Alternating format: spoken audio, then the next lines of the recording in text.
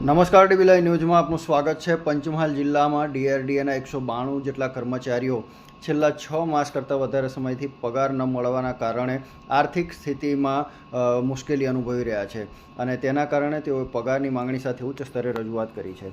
વિગતે વાત કરીએ તો પંચમહાલ જિલ્લા ગ્રામ વિકાસ એજન્સી એટલે કે ડીઆરડીએમાં ફરજ બજાવતા આશરે 192 કરાર આધારિત અને આઉટસોર્સિંગ કર્મચારીઓને છેલ્લા 6 મહિનાથી પગાર મળ્યો નથી। આ ગંભીર મામલાના કારણે કર્મચારીઓ અને તેમના પરિવારોની આર્થિક સ્થિતિ અત્યંત કફોડી બની છે અને આ કર્મચારીઓમાં APO, AWM, technical assistant, accountant, MIS અને જીઆરએસ કેડરના કર્મચારીઓનો સમાવેશ થાય છે।